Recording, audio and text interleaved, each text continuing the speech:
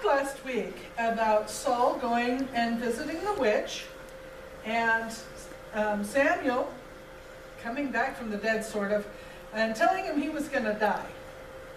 Well, during the battle... In a very bad way that I would not understand. Okay. During the battle, when Saul saw that all hope was lost and this was it, he was fixing to be killed. He didn't want to be killed by the Philistines. For some reason, he thought that was a bad way to go. Maybe he thought they were going to torture him and not be merciful at all, and he may have been right. So he stabbed himself instead as his way to die. And it sounds in the Bible like he did die immediately. After the battle was over, David, who was quite a ways away, was with his guys. He had somewhere between 400 and 600 men with him where he was camping. And a stranger came into the camp and came up to David and honored David with the proper titles and all, and told him Saul was dead, and his sons too. David said, well, how do you know this? How do you know Saul is dead? And the guy said, well, I was in the battlefield. He didn't say he was fighting. I was in the battlefield, and I saw Saul, and he wasn't dead yet, even though he had stabbed himself, and he begged me to kill him, so I did. Now, most people would expect that if they bring news to the person who everyone expects to be the next king, that his predecessor is dead, so he has claim to the throne, they would expect to be rewarded. And David sort of rewarded him.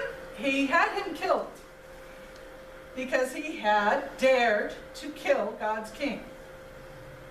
So it's a little strange to us, but David wanted people to know they should honor God's anointed government officials, and they didn't have a right to execute them on their own whim. And maybe that was for his own safety later on in his reign.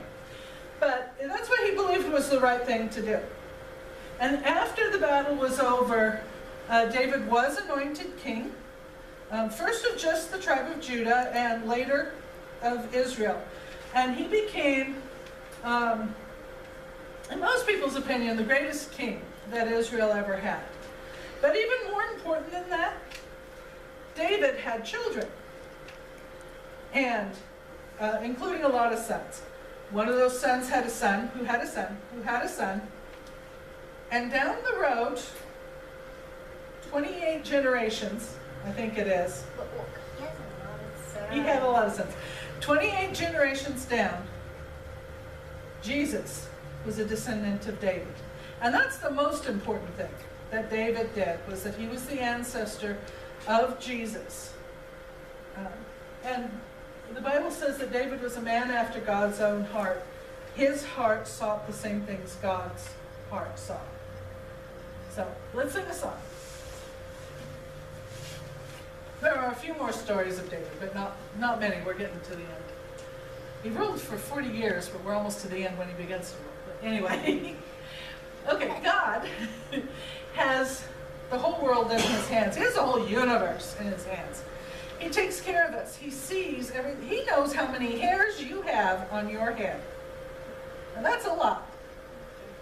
So, let's sing our song. He's got the whole